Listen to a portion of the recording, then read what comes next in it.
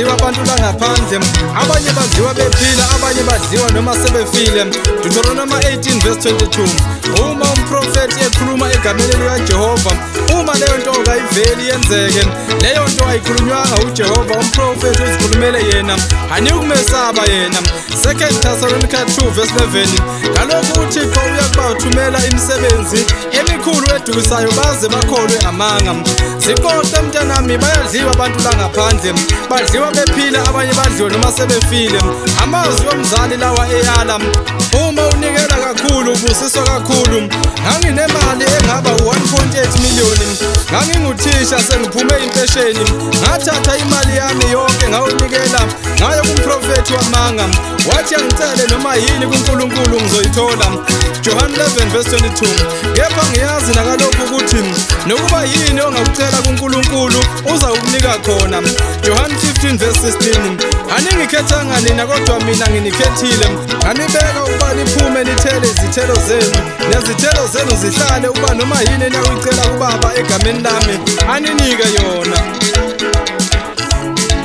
Zikoqe mntanami, bayadliwa abantu la ngaphandle, abanye bedliwa bephila, abanye badliwe noma sebefile. Jeremiya 17:5. Usho kanje uJehova uthi, uqalekisiwe umuntu othemba kubantu, ayenze inyama yengalo yakhe nenhliziyo yakhe isuka kuJehova. Ngathatha 1.8 million nganikela kumprofeti, wathi uma unikela kakhulu ubusiswa kakhulu. Yisho okuthandayo ngalomnikelo wakho, uNkulunkulu uzakubusisa. Ngacela imoto iNavari, wathi umprofeti angiphathe isithombe semoto engiyicelile, ngithandaze ngisibambile lesi sithombe. Ngathandaza, lutho impendulo, lutho iNavari, lutho ukubusiseka. Sengiyahlupheka la ekhaya ngoba ngisasebenzi, sengibulawa yindlala, nabantwana bami sebeyangithuka, bathi angihambe ngiyodla kumprofeti. Lo mprofeti akasangazi, noma sibulawa yindlala usishiya esibona emgwaqeni. Impilo yami nokholo lwami lufile manje.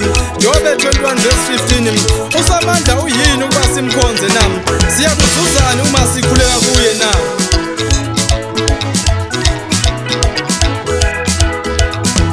Zikoqe mntanami, abantu bayadliwa lapha ngaphandle, abanye badliwa bephila, abanye badliwa noma sebefile. Roma 16:18. Ngokuba abanjalo abayikhonzi inkosi yethu uKristu, bakhonza isisu sabo nangamazwi amahle namnandi, bakhohlisa izinhliziyo zabangenacala. Jobe 31:17. Ngadla ucezu lwami lesinkwa ngingedwa, ingaludlanga nentandane. Izaga 21:26. Kuyafiswa nokufiswa usuku lonke, kepha olungileyo uyaphana engancishane. Mika 3:11.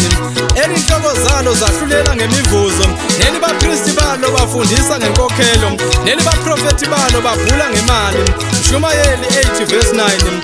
Konke lokhu ngikubonile lapho ngayibhekisisa inhliziyo yami emsebenzini wonke owenziwayo phansi kwelanga, ukuthi sikhona isikhathi lapho umuntu uyabusa omunye umuntu kube ukuzilimaza kuye. Zikoqe mntanami, bayadliwa abantu lapha ngaphandle, badliwa bephila, bethenjiswe imisebenzi nempilo engcono. Abanye sebephenduke izigqila zocansi, befuna imisebenzi abayifundele, banama-degree nama-diploma, kodwa uprincipal, imanager, abefundisi basebenzisa ucansi ukuze uthole umsebenzi noma uqashe. Kulukhuni umuntu omnyama uphethe umuntu omnyama, bangakothisha abangasebenzi, bavinjwe ukuthi abafuni nemizimba yabo. Zikoqe mntanami, abantu bayadliwa la ngaphandle, badliwa bephila, abanye badliwe noma sebefile. Inkosi ibusise nikuzwile.